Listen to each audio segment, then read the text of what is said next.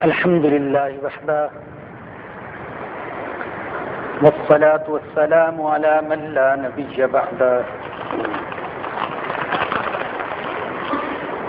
أما بعد فأعوذ بالله من الشيطان الرجيم بسم الله الرحمن الرحيم إذا زلزلت الأرض زلزالها وأخرجت الأرض أثقالها وقال الإنسان ما لها يومئذ تحدث أخبارها بأن ربك أوحى لها يومئذ يصدر الناس أشتاتا ليروا أعمالهم فمن يعمل مثقال ذرة خيرا يره ومن يعمل مثقال ذرة شرا يره صدق اللہ العظیم۔ یہ سورہ زلزال ہے، مدنی سورت ہے اور اس 8 آیات ہیں۔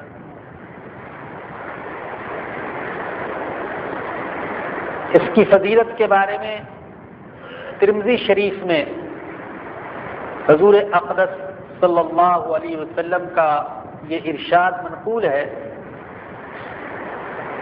کہ آپ نے فرمایا کہ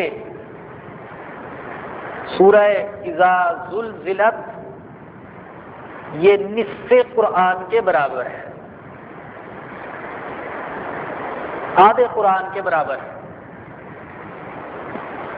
علماء فرماتے ہیں کہ اس کی وجہ یہ ہے کہ انسانی زندگی کے 2 حصے ہیں، دنیا کی زندگی اور آخرت کی زندگی، اور اس سورہ مبارکہ میں اللہ پاک نے آخرت کی زندگی کا ذکر فرمایا ہے۔ اس لیے اس سورہ کو آپ نے آدھے قرآن کے برابر ٹھہرایا۔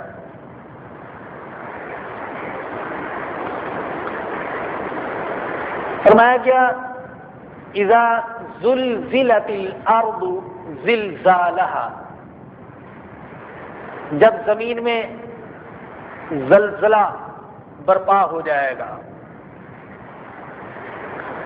جب زمین کو ہلا دیا جائے گا۔ ظاہر ہے کہ یہ قیامت کا ذکر ہے، اور اس زلزلے کا ذکر اللہ پاک نے سورہ حج میں بھی فرمایا ہے۔ سورہ حج کی ابتدا ہوتی ہے ان آیات سے، اعوذ باللہ من الشیطان الرجیم یا ایھا الناس اتقوا ربکم، اے لوگو ڈرو اپنے رب سے، ان زلزلۃ الساعۃ شیء عظیم، بے شک قیامت کا زلزلہ بہت بڑی چیز ہے۔ یوم ترونھا تذہل کل مرضعۃ عما ارضعت، جس دن تم دیکھو گے کہ ہر دودھ پلانے والی اپنے دودھ پیتے بچے سے غافل ہو جائے گی۔ علماء کہتے ہیں 2 لفظ ہیں، ایک ہے مرضع اور دوسرا ہے مرضعہ۔ مرضع کا معنی مطلقاً دودھ پلانے والی، خواہ اس وقت وہ دودھ پلا رہی ہو یا کہ دودھ نہ پلا رہی ہو، اور مرضعہ کا لفظ اس وقت بولا جاتا ہے جبکہ ماں دودھ پلا رہی ہو۔ تو جس وقت وہ بچے کو دودھ پلا رہی ہے اس وقت ماں کی محبت بچے کے ساتھ زیادہ ہوتی ہے۔ اس محبت کے باوجود جب قیامت کا زلزلہ برپا ہو جائے گا تو وہ اپنے دودھ پیتے بچے سے غافل ہو جائے گی۔ وَتَضَعُ كُلُّ ذَاتِ حَمْلٍ حَمْلَهَا، حمل والی کا حمل گر جائے گا خوف اور دہشت کی وجہ سے۔ وَتَرَى النَّاسَ سُكَارَىٰ، اور تم لوگوں کو دیکھو گے کہ وہ مدہوش اور بے ہوش دکھائی دیں گے، جیسے اپنے آپ میں نہیں ہیں، جیسے دیوانے ہوتے ہیں، جیسے ان کے اندر عقل اور فکر نہیں ہے. وما هم بسکارا، حالانکہ وہ بے ہوش نہیں ہوں گے. ولکن عذاب اللہ شدید، لیکن اللہ کا عذاب بڑا سخت ہوگا. اسی طرح سورہ واقعہ میں بھی فرمایا گیا اذا وقعت الواقعہ لیس لوقعتها کاذبہ، جب وہ واقع ہونے والی واقع ہو جائے گی، اس کے واقع ہونے میں کوئی جھوٹ اور غلط بیانی نہیں ہے. خافضۃ الرافعہ، وہ واقع ہونے والی یعنی وہ قیامت کسی کو نیچے کر دے گی، کسی کو اوپر کر دے گی، کسی کو ذلیل کر دے گی، کسی کو عزت والا بنا دے گی، کسی کو جہنم میں گرا دے گی، کسی کو جنت کا حقدار بنا دے گی.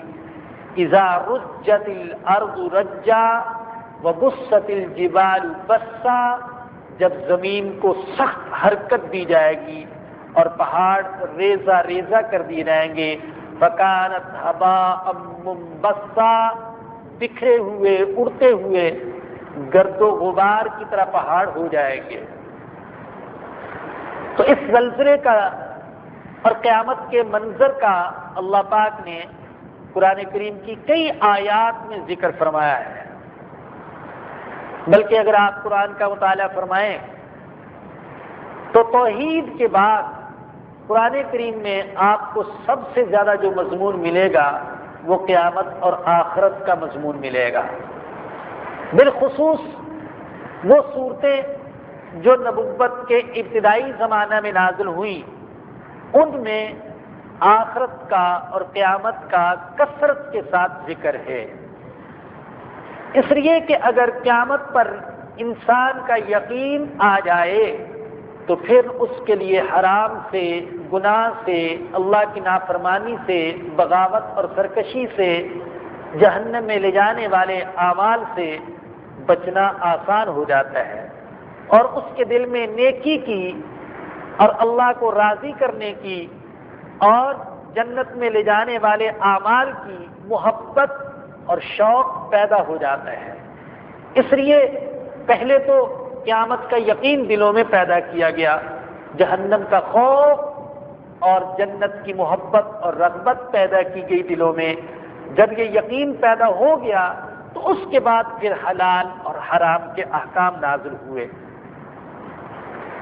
تو قرآن کریم کی کئی صورتوں میں، بالخصوص یہ آخری پاروں کی جو صورتیں ہیں، جو کہ اگرچہ اس وقت موجودہ ترتیب کے اعتبار سے تو آخر میں ہیں، لیکن نزولی ترتیب کے اعتبار سے ان میں سے اکثر صورتیں نبوت کے ابتدائی زمانہ میں نازل ہوئیں. تو ان میں قیامت کا اور آخرت کا اور وہاں کے مناظر کا اور وہاں کی سختی کا اور وہاں کے عذابوں کا اور وہاں کے حساب کتاب کا اور پکڑ دھکڑ کا اور انسان کی آپا دھاپی کا اور نفسا نفسی کا، اضطراب اور پریشانی کا بہت زیادہ تذکرہ آتا ہے اور بار بار تذکرہ آتا ہے. اور خود حضور اقدس صلی اللہ علیہ وسلم نے بھی قیامت کے منظر کی شدت کو متعدد احادیث میں بیان فرمایا. مسلم میں ایک حدیث ہے کہ رسول اقدس صلی اللہ علیہ وسلم نے فرمایا کہ جب قیامت واقع ہوگی تو سورج مخلوق کے قریب آ جائے گا، اور اتنا قریب آ جائے گا کہ صرف 1 میل کی مسافت کے برابر رہ جائے گا. پھر انسانوں کو ان کے اعمال کے مطابق پسینہ آئے گا، اتنا پسینہ آئے گا کہ کسی کا پسینہ اس کے ٹخنوں تک ہوگا، کسی کا پسینہ اس کے گھٹنوں تک ہوگا، کسی کا پسینہ اس کے کولوں اور کمر تک ہوگا، اور کوئی ایسے بھی ہوں گے کہ ان کا پسینہ ان کے منہ میں داخل ہو رہا ہوگا. ترمذی شریف میں ایک روایت ہے، حضور اقدس صلی اللہ علیہ وسلم نے فرمایا کہ قیامت میں انسانوں کو 3 قسموں میں تقسیم کر دیا جائے گا. کچھ وہ ہوں گے جو پیدل چل رہے ہوں گے، کچھ وہ ہوں گے جن کے لیے سواریوں کا انتظام کیا جائے گا، اور کچھ ایسے بد نصیب ہوں گے جن کو ان کے چہروں کے بل گھسیٹا جائے گا اور چہروں کے بل چلیں گے۔ پوچھا گیا اے اللہ کے نبی چہرے کے بل کو کیسے چل سکتا ہے؟ اللہ کے نبی نے فرمایا کہ وہ اللہ جو انسان کو پیروں پر چلا سکتا ہے وہ انسان کو منہ کے بل اور الٹا بھی چلا سکتا ہے، اور وہ منہ کے ذریعے سے ہر ٹیلے اور ہر کانٹے سے بچنے کی کوشش کریں گے۔ ابو داؤد میں ایک روایت ہے، سیدہ عائشہ رضی اللہ تعالیٰ عنہ فرماتی ہیں کہ مجھے جہنم یاد آ گئی، جہنم کے عذاب یاد آ گئے اور جہنم کی تکلیف اور شدت یاد آ گئی، اور اس کی تکلیف اور شدت کو یاد کر کے میں رونے لگی۔ حضور اکرم صلی اللہ علیہ وسلم نے مجھ سے پوچھا عائشہ کیوں رو رہی ہو؟ میں نے عرض کیا اللہ کے نبی جہنم کے عذاب کو ذکر کر کے رو رہی ہوں، اس کو یاد کر کے رو رہی ہوں۔ پھر میں نے سوال کیا اے اللہ کے نبی کیا قیامت کے دن آپ اپنے اہل و عیال کو بھی یاد رکھیں گے؟ تو حضور اکرم صلی اللہ علیہ وسلم نے فرمایا کہ عائشہ قیامت کے دن 3 مقامات اور 3 مواقع ایسے ہوں گے کہ جن میں کوئی بھی کسی کو بھی یاد نہیں رکھ سکے گا، سب رشتے بھول جائیں گے۔ پہلا موقع وہ ہوگا جب کہ اعمال کا وزن کیا جا رہا ہوگا، اس وقت تک وہ کسی رشتے کو یاد نہیں کرے گا جب تک کہ یہ پتہ نہ چل جائے کہ اس کا ترازو ہلکا ہے یا اس کا ترازو بھاری ہوا ہے۔ فَأَمَّا مَنْ ثَقُلَتْ مَوَازِينُهُ فَهُوَ فِي عِيشَةٍ رَاضِيَةٍ وَأَمَّا مَنْ خَفَّتْ مَوَازِينُهُ فَأُمُّهُ هَاوِيَةٌ۔ آپ پڑھ چکے، فرمایا کہ جس کے ترازو اور اعمال بھاری ہوں گے تو وہ من پسند زندگی میں ہوگا۔ اللہ چاہے گا، اللہ فرمائے گا قیامت کے دن تم قدم قدم پر یہ سوچا کرتے تھے کہ اللہ اس کام سے راضی ہوتا ہے یا نہیں ہوتا، اور ہر کام کرتے وقت یہ سوچ لیا کرتے تھے کہ اللہ کی اس میں رضا ہے یا کہ ناراضگی ہے۔ آج قیامت کے دن تم یہ نہیں سوچو گے اور تم نہیں پوچھو گے کہ اے اللہ اس کام میں آپ کی رضا ہے یا ناراضگی ہے۔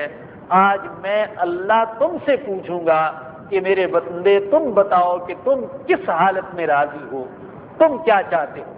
وَأَمَّا مَنْ خَفَّتْ مَوَازِينُهُ فَأُمُّهُ هَاوِيَةٌ، اور جس کے ترازو اور جس کے اعمال ہلکے ہوں گے اس کا ٹھکانہ ہاویہ ہوگا۔ وَمَا أَدْرَاكَ مَا هِيَ، لوگوں تمہیں کیا خبر کہ ہاویہ کیا ہے؟ نار حامیہ، وہ بھڑکتی ہوئی بڑی شدید مہلک اور تیز آگ ہے۔ دوسرا موقع عائشہ وہ ہوگا جب اعمال نامے دیے جائیں گے، کسی کا اعمال نامہ اس کے دائیں ہاتھ میں دیا جائے گا جو کہ اس بات کی نشانی ہوگا کہ یہ شخص کامیاب ہو گیا۔ فَأَمَّا مَنْ أُوتِيَ كِتَابَهُ بِيَمِينِهِ فَيَقُولُ هَاؤُمُ اقْرَءُوا كِتَابِيَهْ، وہ خوشی کے مارے چلا چلا کر کہے گا لوگو آؤ میرا اعمال نامہ پڑھو، دیکھو آج میری زندگی کا نتیجہ کیا نکلا ہے۔ انی ظننت انی ملاق حسابیہ، مجھے یقین تھا کہ حساب ضرور ہوگا، زندگی کے پل پل کا حساب دینا ہوگا، چونکہ مجھے یقین تھا اس لیے میں نے زندگی اسی طریقے سے گزاری تھی کہ کل قیامت کے دن اللہ کو حساب دے سکوں۔ فَهُوَ فِي عِيشَةٍ رَاضِيَةٍ، اللہ فرماتے ہیں یہ بھی من پسند زندگی گزارے گا، جیسی چاہے گا، کہا جائے گا جیسی تم چاہتے ہو ویسی زندگی گزارو۔ اور جس کا اعمال نامہ اس کے بائیں ہاتھ میں دیا گیا فَيَقُولُ يَا لَيْتَنِي لَمْ أُوتَ كِتَابِيَهْ، وہ کہے گا اے کاش میرا اعمال نامہ مجھے دیا ہی نہ جاتا، وَلَمْ أَدْرِ مَا حِسَابِيَهْ، مجھے پتہ ہی نہ چلتا کہ حساب کیا ہے، یا لیتہا کانت القاضیہ ما اغنا انی مالیہ، میرا مال و دولت میرے کسی کام نہیں آیا، ہلک انی سلطانیہ، میری عزت، میرا روب، میرا دبدبہ، میری دنیا کی وجاہت، میری کرسی، میرا اقتدار، میری وزارت، میری بادشاہت، میری چودراہٹ، میری سرداری، وہ کسی کام نہیں آئی ہے، سب ضائع چلا گیا۔ تو عائشہ یہ دوسرا موقع وہ ہوگا جب کہ کوئی کسی کو یاد نہیں کرے گا، جب تک کہ اس کا اعمال نامہ اس کے ہاتھ میں نہ دے دیا جائے اور وہ یہ نہ جان لے کہ میرا اعمال نامہ دائیں ہاتھ میں ملتا ہے یا کہ بائیں ہاتھ میں ملتا ہے۔ اور عائشہ تیسرا مقام وہ ہوگا جب کہ لوگ پل صراط سے گزریں گے، کچھ وہ ہوں گے گزرتے ہوئے جہنم میں گر جائیں گے اور کچھ وہ ہوں گے کہ گزرتے ہوئے جنت میں داخل ہو جائیں گے۔ تو جب تک اس پل کو پار نہ کر لیں گے اس وقت تک وہ کوئی کسی کو یاد نہیں کرے گا۔ ہاں جب ان حالات سے فارغ ہو جائیں گے، جنت والے جنت میں پہنچ جائیں گے تو پھر اپنوں کو یاد کریں گے اور اپنوں کے ساتھ محبت اور تعلق کا اظہار کریں گے۔ مجھے یہ بتانا تھا کہ خود قرآن میں بھی قیامت کے منظر کو بیان کیا گیا ہے اور اس کی شدت کو بتایا گیا ہے تاکہ بندے قیامت کے آنے سے پہلے قیامت کی تیاری فرما لیں۔ اور خود حضور اکرم صلی اللہ علیہ وسلم نے بھی قیامت کے مناظر کی سختی کو اور ہولناکی کو اور خطرناکی کو بیان فرمایا ہے۔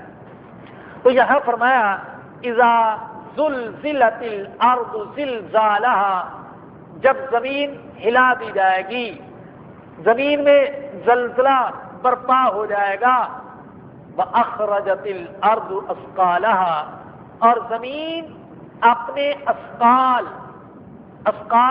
ثقل کی جمع ہے، زمین اپنا بوجھ باہر نکال دے گی۔ زمین کا بوجھ کیا ہے؟ زمین کا بوجھ ایک تو وہ انسان ہے جو زمین میں دفن کیے گئے، حضرت آدم علیہ السلام سے لے کر اس دنیا میں پیدا ہونے والے آخری انسان تک، جیسا کہ پہلے گزر چکا، فرمایا کہ افلا یعلم اذا بعثر ما فی القبور، کیا نہیں جانتا جب نکالا جائے گا ان کو جو کہ قبروں میں ہیں، سب کو باہر نکال کھڑا کیا جائے گا، ایک حکم ہوگا، ایک دفعہ حکم دیا جائے گا کھڑے ہو جاؤ اللہ کے حکم سے، پھر کسی کی مجال نہ ہوگی کہ وہ کھڑا نہ ہو۔ تو زمین کا بوجھ ایک تو وہ مردے ہیں جن کو زمین میں دفن کیا گیا، زمین کا دوسرا بوجھ زمین کے خزینے اور زمین کے دفینے ہیں۔ زمین کے اندر اللہ نے سونے چاندی کے انبار رکھے ہیں، یہ سیال سونا، پٹرول اور دوسری بہت سی معدنیات، یہ سب زمین کے اندر ہیں۔ زمین سب کچھ باہر نکال دے گی، جیسا کہ فرمایا کہ وَأَلْقَتْ مَا فِيهَا وَتَخَلَّتْ، جو کچھ زمین میں ہے باہر نکال دے گی اور بالکل خالی ہو جائے گی۔ انسان اپنی نظروں سے دیکھے گا سونے کا ڈھیر لگا ہوا ہے، چاندی کا ڈھیر لگا ہوا ہے، زر و جواہر کا ڈھیر لگا ہوا ہے، دیکھے گا اور پھر کہے گا، ایک کہے گا ارے یہ تھا وہ سونا چاندی جس کی خاطر میں نے انسانوں کا خون بہایا تھا، میں نے کسی کو قتل کیا تھا۔ دوسرا کہے گا یہ ہے وہ مال و دولت جس کی خاطر میں نے رشتے ناطے بھی توڑ دیے تھے، بھائیوں تک سے تعلقات ختم کر دیے۔ آپ اخبارات اٹھائیں، ایسی ایسی مثالیں، ماں باپ تک کو قتل کر دیا زمین کی خاطر، پیسے کی خاطر۔ اور تیسرا کہے گا یہ ہے وہ روپیہ پیسہ جسے میں چوری کیا اور اس کی وجہ سے میرا ہاتھ کاٹا گیا۔ وَأَخْرَجَتِ الْأَرْضُ أَثْقَالَهَا، زمین اپنے بوجھ باہر نکال دے گی۔ وَقَالَ الْإِنسَانُ مَا لَهَا، انسان بڑے تعجب سے کہے گا، بدحواس ہو کر کہے گا، ارے زمین کو کیا ہو گیا؟ جو کچھ اس کے اندر ہے باہر نکالتی جاتی ہے۔ اور شاہ ولی اللہ رحمہ اللہ نے اس کی تشریح یہ کی ہے کہ انسان کے اعمال انسان کے ساتھ چمٹ جائیں گے۔ اللہ اکبر! ہو سکتا ہے کہ اعمال کسی مخصوص شکل میں ہوں، اللہ زنا کو ایک مخصوص شکل میں ظاہر فرما دے، چوری کو ایک مخصوص شکل میں، بدکاری کو ایک مخصوص شکل میں، شراب نوشی کو ایک مخصوص شکل میں، نماز نہیں پڑھتا تھا اسے ایک مخصوص شکل میں، زکوٰۃ نہیں دیتا تھا اس کو ایک مخصوص شکل میں، کیونکہ بعض روایات سے یہ بھی ثابت ہوتے ہیں کہ یہ اعمال قیامت کے دن کسی نہ کسی شکل اور صورت میں سامنے آئیں گے، تو انسان کے ساتھ چمٹے ہوئے ہوں گے، انسان ان سے جان چھڑانا چاہے گا، ارے یہ میرے ساتھ کیا لگے ہوئے، جیسے سانپ اور بچھو چمٹ جائے تو چھڑانا چاہتا ہے۔ تو شاہ صاحب فرماتے ہیں کہ اس کے اعمال اس کے ساتھ چمٹے ہوئے ہوں گے، ان سے جان چھڑانا چاہے گا لیکن وہ اسے چھوڑیں گے نہیں، تعجب سے کہے گا، ارے یہ کیا ہو گیا، عجیب منظر ہے، میرے اعمال جو میں یہ سمجھتا تھا کہ میں نے کیے اور ختم ہو گئے میرے ساتھ چمٹ گئے۔ یومئذ تحدث اخبارہا، جس دن کی زمین اپنی خبریں بیان کرے گی۔ ترمذی میں روایت ہے، حضور اقدس صلی اللہ علیہ وسلم نے صحابہ سے پوچھا، اتدرون ما اخبارہا، کیا جانتے ہو زمین کی خبریں کیا ہیں؟ صحابہ نے اپنی عادت کے مطابق کہا، اللہ و رسولہ عالم، اللہ اور اس کے رسول ہی جانتے ہیں کہ زمین کی کون سی خبریں ہیں جن کو وہ بیان کرے گی۔ تو رسول اقدس صلی اللہ علیہ وسلم نے فرمایا کہ زمین کے اوپر جو کچھ ہوتا تھا زمین وہ سب کچھ بیان کر دے گی۔ ایک تھا جو زمین کی پشت پر اللہ کی نافرمانیاں کرتا تھا، زمین اس کو بھی بیان کر دے گی۔ دوسرا تھا جو زمین پر سجدے کرتا تھا، اللہ کی فرما برداری کرتا تھا، زمین اس کو بھی بیان کر دے گی۔ جیسے کوئی خفیہ ٹیپ لے کر کسی کے پاس بیٹھ جائے اور وہ لاپرواہ ہو کر بولتا رہے اور یہ سب باتیں اس کی ٹیپ کرتا رہے، اور بعد میں جب وہ انکار کرنے لگے تو یہ ٹیپ کا بٹن دبا دے، یہ سب باتیں تم نے کہی ہیں، وہ حیرت زدہ رہ گئے، یہ کیا ہوا، کیا میری باتیں ٹیپ ہوتی رہی؟ یا بہت سی جگہ پر خفیہ کیمرے لگے ہوتے ہیں، انسان کی ایک ایک حرکت محفوظ کی جا رہی ہوتی ہے، کہاں جا رہا ہے، کیا کر رہا ہے، کیا پکڑ رہا ہے، کیا لے رہا ہے، آواز بھی ٹیپ ہو رہی ہے، اس کی حرکات بھی محفوظ ہو رہی ہیں۔ اگر انسان اللہ کی دی ہوئی عقل کی بنا پر ایسے آلات ایجاد کر سکتے ہیں کہ انسان کی آواز کو، انسان کی حرکات کو محفوظ کر سکتے ہیں، تو اللہ بھی اس زمین کے سینے کے اندر ایسے آلات رکھ سکتے ہیں کہ سب کچھ محفوظ ہو رہا ہے۔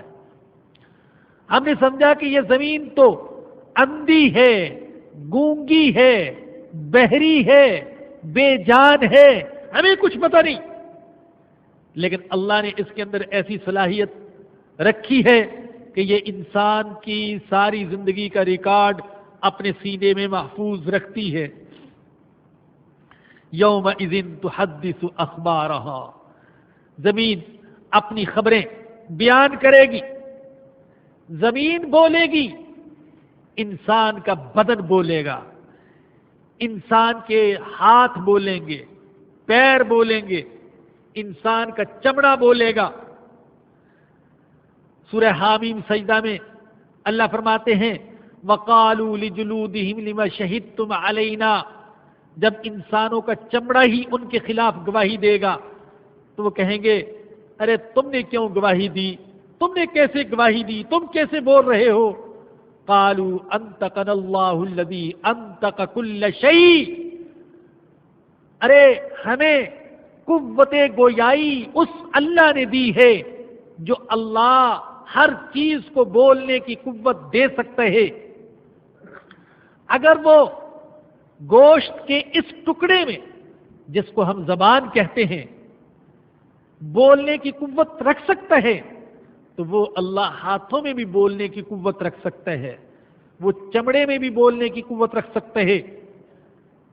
قالوا انطقنا اللہ الذی انطق کل شیء، جس نے ہر چیز کو بولنے کی قوت عطا کی ہے اسی نے ہم کو بولنے کی قوت عطا کی۔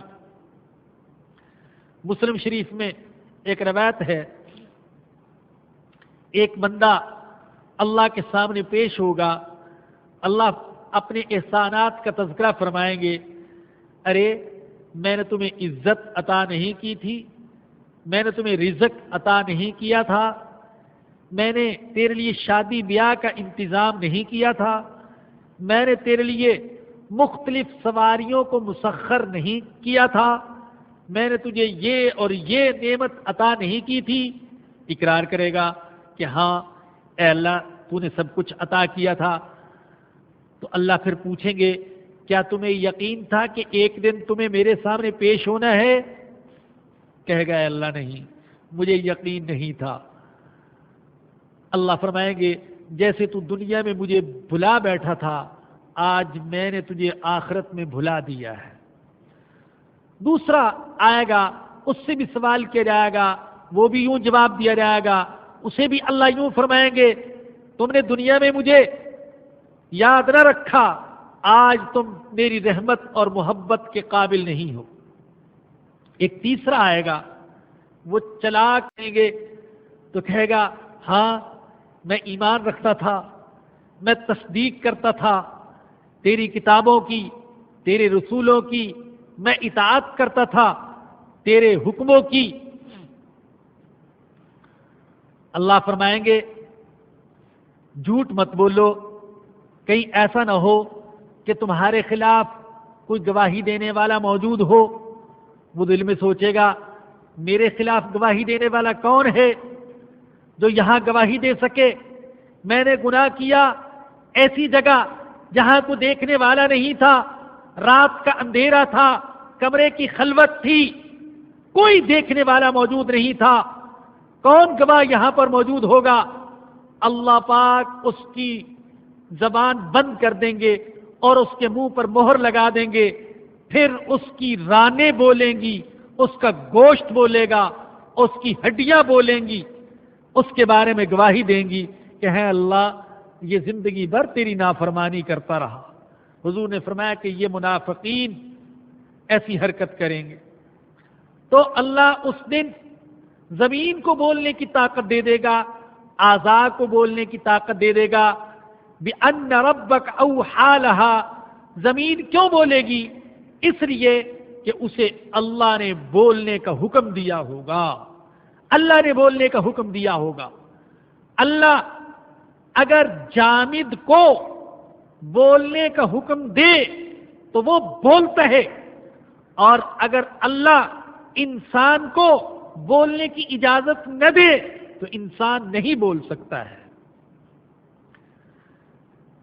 جو ہمارے بھائی گونگے ہوتے ہیں، بول نہیں سکتے، بظاہر ان میں سے بہت سارے جسمانی صحت کے اعتبار سے ممتاز اور ان کے منہ کے اندر بھی زبان، لیکن بول نہیں سکتے، اللہ نے اس زبان کے اندر قوت گویائی نہیں رکھی۔ تو اللہ اگر حکم دے دے تو پہاڑ بول سکتے ہیں، زمین بول سکتی ہے، درخت بول سکتے ہیں، انسان کے پاؤں بول سکتے ہیں، انسان کے ہاتھ بول سکتے ہیں، اور اگر اللہ بولنے کی اجازت نہ دے اور بولنے کی صلاحیت نہ رکھے تو پھر انسان کی زبان بھی نہیں بول سکتی۔ یومئذ یصدر الناس اشتاتا، دو طرح معنی کیا گیا، وہ دن جس دن کے لوگ الگ الگ نکلیں گے،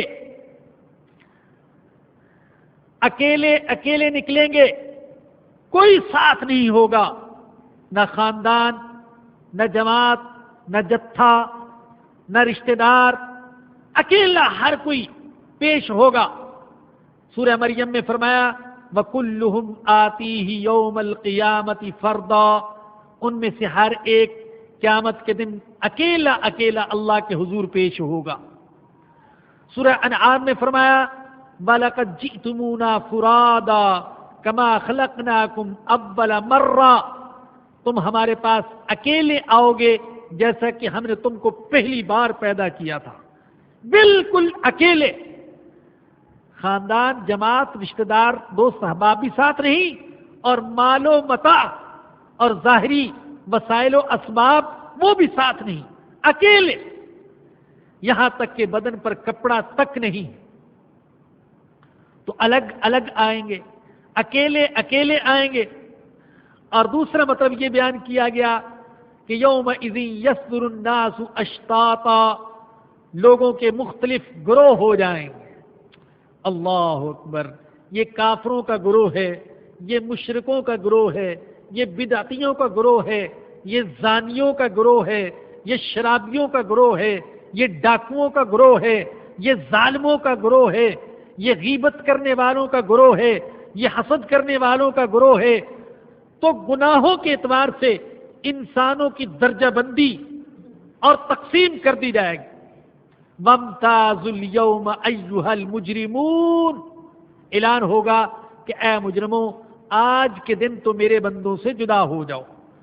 دنیا میں تو تم رلے ملے رہتے تھے، نیک اور بد اکٹھے، منافق اور مسلمان یکجا، لیکن آج ایسا نہیں ہوگا، الگ الگ ہو جاؤ۔ یومئذ یصدر الناس اشتاتا، جس دن کے لوگ گروہ گروہ ہو جائیں گے، لیروا اعمالہم، تاکہ ان کے اعمال ان کو دکھا دیے جائیں، جو کچھ کرتے رہے تھے وہ ان کے سامنے لایا جائے۔ فمن یعمل مثقال ذرۃ خیرا یرہ، توجہ سے سنیے گا، یہ آیات بڑی عجیب ہیں، آخری آیات۔ فمن یعمل مثقال ذرۃ خیرا یرہ ومن یعمل مثقال ذرۃ شرا یرہ، جس نے رائی کے دانے کے برابر نیکی کی ہوگی وہ بھی اسے دیکھ لے گا، اور جس نے رائی کے دانے کے برابر برائی کی ہوگی وہ بھی اس کو دیکھ لے گا۔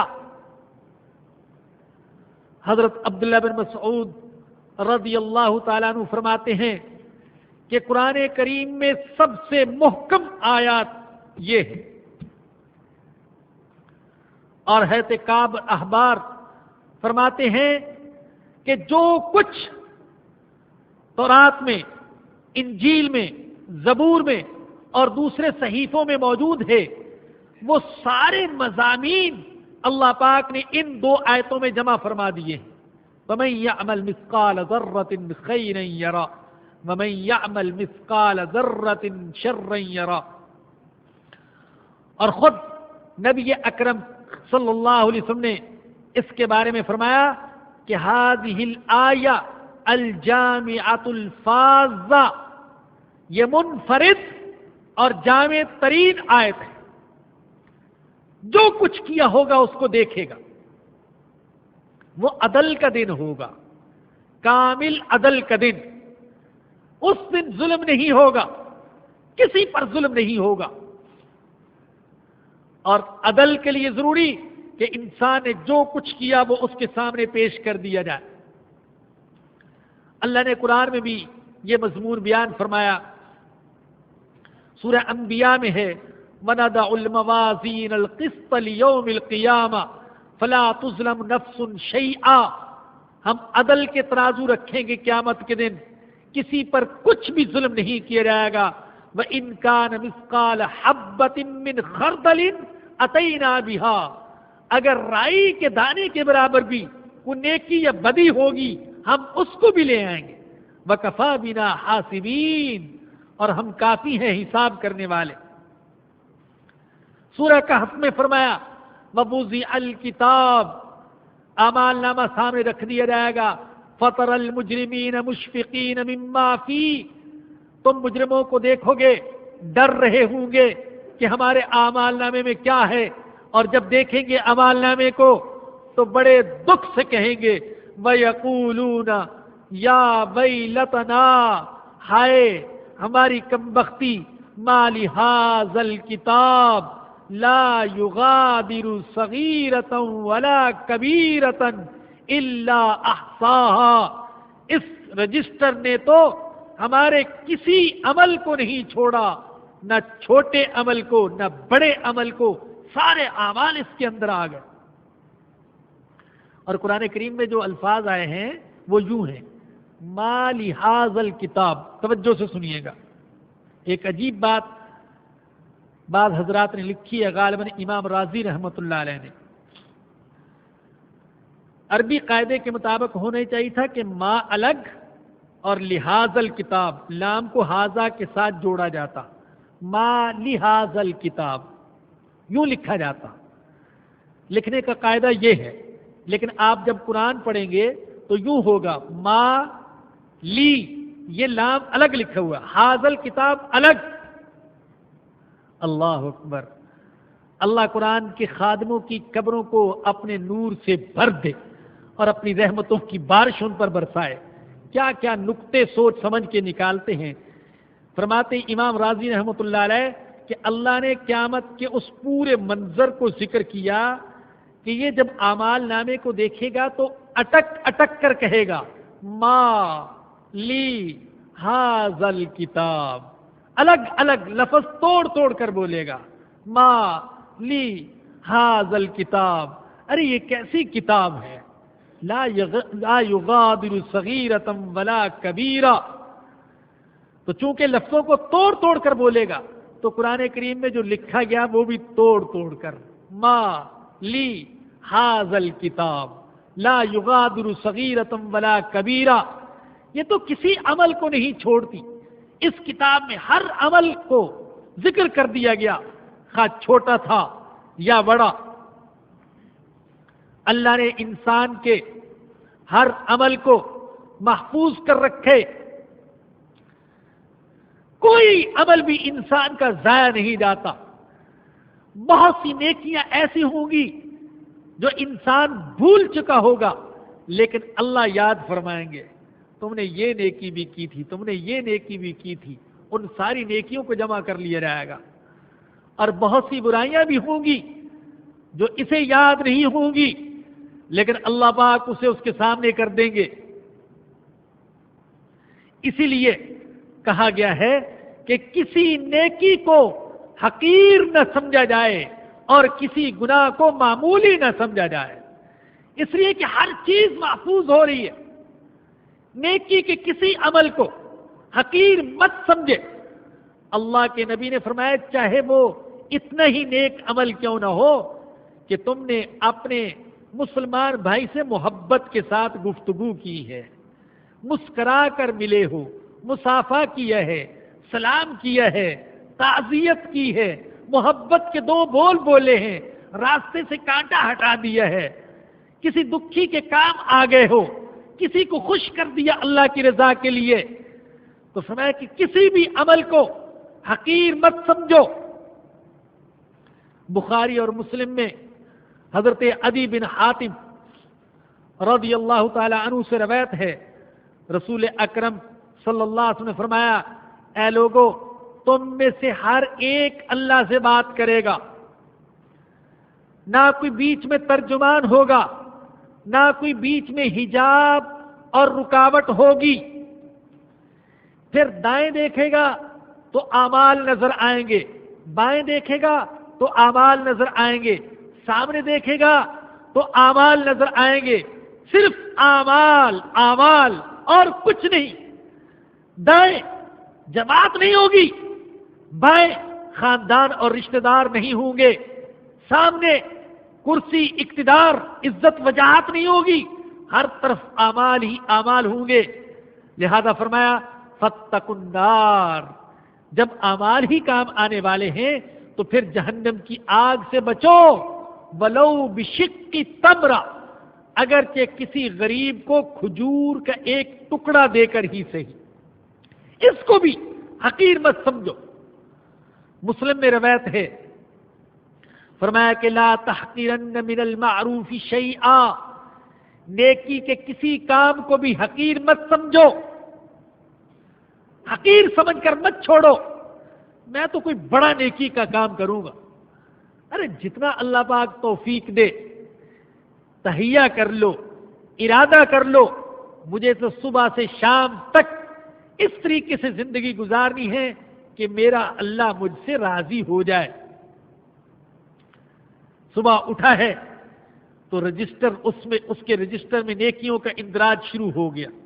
پہلے تو نیت اچھی کی اور اس کے بعد وضو کیا، بچوں کو اٹھایا، خود نماز کے لیے چلا، تلاوت کی، دن بھر رزق حلال کماتا رہا۔ ایک ایک عمل نیکیوں میں شمار ہو رہا ہے اور لکھا جا رہا ہے اللہ کے ہاں، کوئی عمل بھی ضائع نہیں جاتا۔ میں عرض کر رہا تھا کہ صبح کو نیت کر لی، علماء فرماتے ہیں کہ اپنی اصلاح کے لیے یہ ضروری ہے، چند چیزیں ضروری ہیں۔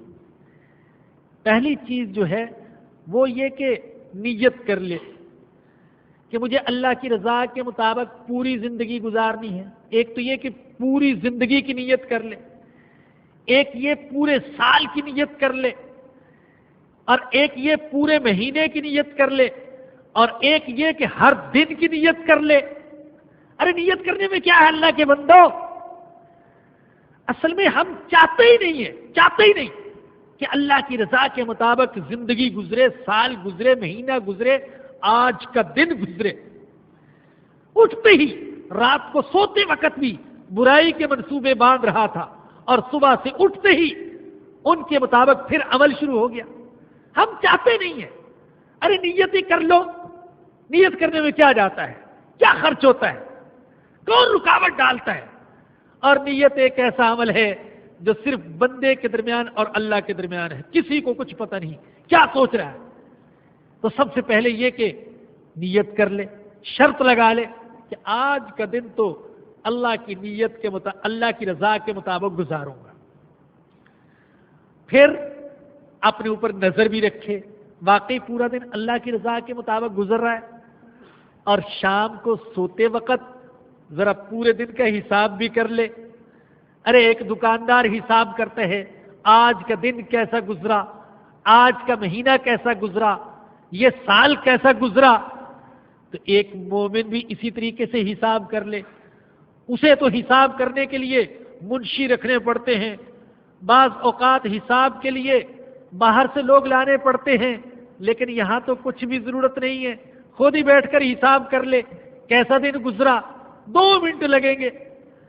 اور ایک چوتھی چیز یہ کہ اگر کتنی تلاوت کروں گا کوئی نہ کوئی جرمانہ لگا لے تو انشاءاللہ العزیز بتدریج اصلاح ہو جائے گی۔ لیکن اگر ہم واقعی اپنی اصلاح کرنا چاہتے ہیں تو عرض یہ کر رہا تھا کہ فرمایا کہ کسی بھی نیکی کے عمل کو حقیر مت سمجھو، کیونکہ اللہ کے ہاں ہر عمل محفوظ ہو رہا ہے، چاہے وہ نیک عمل ہو یا کہ برا عمل ہو۔ اور اللہ کے رسول صلی اللہ علیہ وسلم نے فرمایا کہ قیامت کے دن ہر شخص اپنے آپ کو ملامت کرے گا، نیک بھی ملامت کرے گا اور بد بھی ملامت کرے گا۔ بد تو ملامت کرے گا اس لیے کہ میں گناہوں سے باز کیوں نہ آیا، اور نیک ملامت کرے گا اس لیے کہ میں تو اور نیکی کر سکتا تھا، میں نے اور نیکی کیوں نہ کی، ارے اور کر سکتا تھا۔ آج جب قدر ہوئی، آپ جانتے ہیں ایک شخص نے 15 سال 16 سال سکول کالج میں پڑھا، اب پڑھنے کے بعد اب وہ ملامت کرتے ہیں اپنے آپ کو کہ میں نے بہت دن ضائع کیے، اور محنت کر لیتا زیادہ قابل بن جاتا۔ تو یوں ہی زندگی گزارنے والا قیامت کے دن اپنے آپ کو ملامت کرے گا، نیک بھی ملامت کرے گا اور بد بھی ملامت کرے گا۔ بد کی ملامت یہ ہوگی کہ میں برائیوں کا ارتکاب کیوں کرتا رہا، اور نیک کی اپنے آپ کو ملامت یہ ہوگی کہ میں مزید نیک اعمال کر سکتا تھا، وہ میں نے کیوں کیے؟ فَمَن يَعْمَلْ مِثْقَالَ ذَرَّةٍ خَيْرًا يَرَى وَمَن يَعْمَلْ مِثْقَالَ ذَرَّةٍ شَرًّا يَرَى، جس نے ایک رائی کے دانے کے برابر بھی نیک عمل کیا ہوگا وہ اس کو دیکھ لے گا، رائی کے دانے کے برابر برائی کی ہوگی وہ اس کو دیکھ لے گا۔ ابن جریر نے ایک روایت نقل کی ہے، حضرت عبداللہ بن عمرو بن العاص رضی اللہ تعالیٰ عنہ فرماتے ہیں کہ جب سورہ اذا زلزلت نازل ہوئی، حضرت ابو بکر رضی اللہ عنہ بیٹھے ہوئے تھے، انہوں نے اس سورت کو سنا تو رونے لگے۔ رسول اکرم صلی اللہ علیہ وسلم نے پوچھا، اے ابو بکر کیوں رو رہے ہو؟ عرض کیا، اے اللہ کے نبی مجھے اس سورت نے رلا دیا۔ اللہ کہہ رہا ہے قیامت کے دن سارے اعمال سامنے آ جائیں گے، نیک بھی اور بد بھی۔ اگر برے اعمال ہمارے سامنے آ گئے تو ہماری مغفرت تو نہیں ہو سکے گی۔ رسول اللہ صلی اللہ علیہ وسلم نے کیسے تسلی دی؟ فرمایا کہ اے ابو بکر دیکھو، انسان سے گناہ بھی ہو سکتے ہیں، لیکن گناہ کرنے کے بعد اگر توبہ کر لے تو اللہ پاک اس کی مغفرت فرما دیتے ہیں۔ اگر تم سے کوئی گناہ نہ ہوتا اور تم اللہ سے مغفرت طلب نہ کرتے تو اللہ پاک تمہیں ختم کر دیتا اور کوئی ایسی مخلوق پیدا کرتا جس سے گناہ ہوتے اور وہ اللہ کے سامنے روتی گڑ گڑاتی توبہ کرتی اور اللہ پاک اس کو معاف کر دیتا۔ اے ابو بکر یہ مت سوچو کہ تم سے کوئی گناہ نہیں ہو سکتا یا کسی انسان سے کوئی گناہ نہیں ہو سکتا، اور اس کا یہ مطلب نہیں ہے کہ انسان برے اعمال دیکھے گا تو مومن بھی پھنس جائیں گے۔ نہیں، ایک مومن کے پاس نیکیاں بھی ہوں گی برائیاں بھی ہوں گی، اس کی نیکیاں برائیوں کے لیے کفارہ بن جائیں گی، اور ایک کافر کے پاس نیکیاں بھی ہوں گی برائیاں بھی ہوں گی، لیکن چونکہ ایمان نہیں تھا اس لیے اس کی نیکیاں اس کے کسی کام نہیں آئیں گی۔ تو میرے بزرگوں اور دوستو، اس آیت کریمہ میں آخری آیت میں جو بات فرمائی گئی، اس بات کو پلے باندھ کر اور ذہن میں بٹھا کر زندگی کو گزارا جائے۔ فَمَن يَعْمَلْ مِثْقَالَ ذَرَّةٍ خَيْرًا يَرَى وَمَن يَعْمَلْ مِثْقَالَ ذَرَّةٍ شَرًّا يَرَى۔ ہمیں قیامت کے دن اپنے سارے اعمال کو دیکھنا ہوگا، نیک اعمال کو بھی اور برے اعمال کو بھی۔ اللہ پاک سے دعا ہے کہ اللہ پاک ہمیں ایسی زندگی گزارنے کی توفیق عطا فرمائے کہ قیامت کے دن ہمیں اللہ پاک کے سامنے شرمندہ اور رسوا نہ ہونا پڑے۔ وآخر دعوانا ان الحمد للہ رب العالمین۔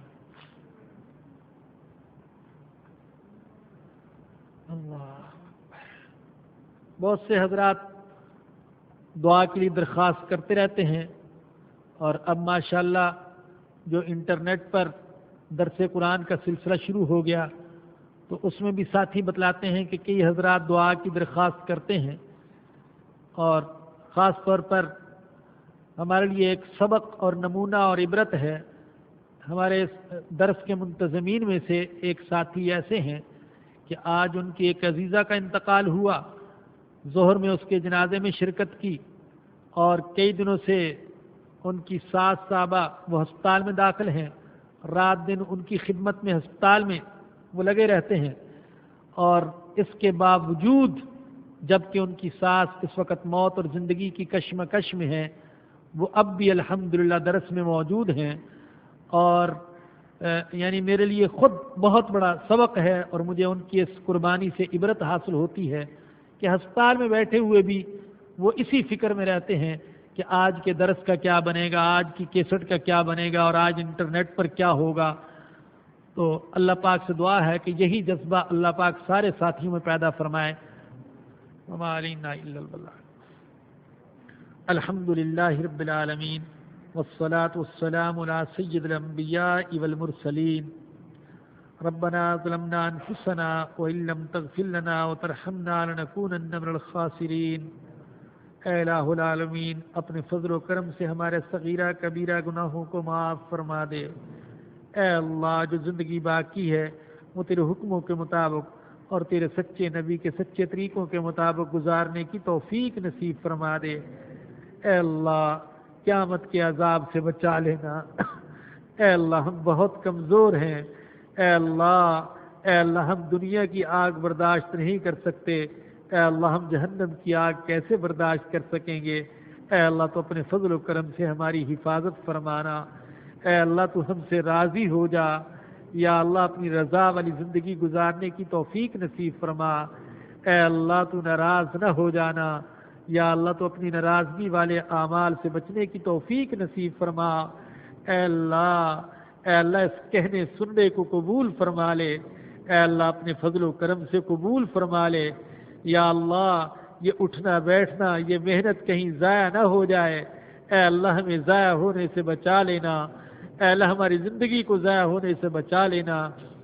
اے اللہ ہمارے اعمال کو ضائع ہونے سے بچا لینا۔ اے اللہ ہماری محنت کو ضائع ہونے سے بچا لینا۔ اے اللہ ہمارے گھروں کو قرآن کے گھر بنا دے، حدیث کے گھر بنا دے۔ یا اللہ دینداری کے گھر بنا دے، تقوی کے گھر بنا دے۔ اے اللہ اپنی رحمتوں اور برکتوں کے گھر بنا دے۔ اے اللہ ہم پر اپنی رحمتیں اور برکتیں نازل فرما۔ اے اللہ ہماری حفاظت فرما، نفس سے حفاظت فرما، شیطان سے حفاظت فرما، دشمنوں سے حفاظت فرما، حاسدوں سے حفاظت فرما، جنات اور شیاطین سے حفاظت فرما۔ اے اللہ اپنے غضب سے ہماری حفاظت فرما۔ اے اللہ ہم سب بیمار ہیں، ہم کو شفا نصیب فرما۔ اے اللہ جسمانی بیماریاں بھی ہیں، روحانی بیماریاں بھی ہیں، اور اے اللہ تیرے سوا کوئی بھی ہماری بیماریوں کو جانتا نہیں، اور تیرے سوا یا اللہ کوئی شفا عطا نہیں کر سکتا۔ اے اللہ تو ہم سب کو شفا عطا فرما۔ یا اللہ یہ ہمارے ساتھی جنہوں نے دعاؤں کے لیے درخواست کی ہے، یا اللہ ان سب کی نیک تمنا اور جائز ضروریات کو پورا فرما، ان کے بیمار رشتہ داروں کو شفا نصیب فرما۔ اے اللہ ہم سب کو دین کی اشاعت کا سچا جذبہ عطا فرما۔ اور یا اللہ جو حضرات اس درس کے سلسلے میں انتظامات کرتے ہیں ان کے خلوص کو، ان کے جذبے کو یا اللہ سب سے زیادہ تو جانتا ہے۔ اے اللہ ان کے جذبے کو قبول فرما اور وہ جذبہ سب کو نصیب فرما۔ اے اللہ ہر مسلمان کو اشاعت قرآن کا جذبہ نصیب فرما دے۔ اے اللہ میں کمزور، یہ درس کی انتظامیہ کمزور، ہم سب کمزور، یا اللہ زبان گندی ہے، یا اللہ بولنا بھی نہیں آتا۔ اے اللہ اپنے فضل و کرم سے بولنے کا ڈھنگ سکھا دے، ہمارے کمزوروں کی اس کمزور سی کوشش کو قبول فرما لے۔ اے اللہ اپنی بارگاہ میں قبول فرما لے۔ اے اللہ دنیا کے کونے کونے تک اس کمزور آواز کو پہنچا دے، اپنے فضل و کرم سے پہنچا دے۔ اے اللہ تو اپنے فضل و کرم سے پہنچا دے۔ یا اللہ قرآن پر زندہ رکھنا اور قرآن پر موت نصیب فرمانا۔ اے اللہ خدمت قرآن پر زندہ رکھنا، خدمت قرآن پر قبول فرمانا۔ اے اللہ بس تو ہی قبول فرما لے۔ اے اللہ کسی طریقے سے قبول فرما لے۔ یا اللہ اس قبولیت کے سلسلے میں جو رکاوٹیں ہیں یا اللہ اپنے فضل و کرم سے دور فرما دے۔ یا اللہ ہمارا خاتمہ ایمان پر فرمانا، ہماری نسلوں کا خاتمہ ایمان پر فرمانا، ہمارے رشتہ داروں کا خاتمہ ایمان پر فرمانا، دوست احباب کا خاتمہ ایمان پر فرمانا، اور قیامت کے دن حضور اکرم صلی اللہ علیہ وسلم کی شفاعت نصیب فرمانا۔ ربنا آتنا فی الدنیا حسنة وفی الآخرة حسنة وقنا عذاب النار۔ ربنا تقبل منا انك انت السميع العليم وتب علينا انك انت التواب الرحيم۔ صلی اللہ تعالی علی رسولہ وخیر خلقہ سیدنا و مولانا محمد و آلہ و صحبہ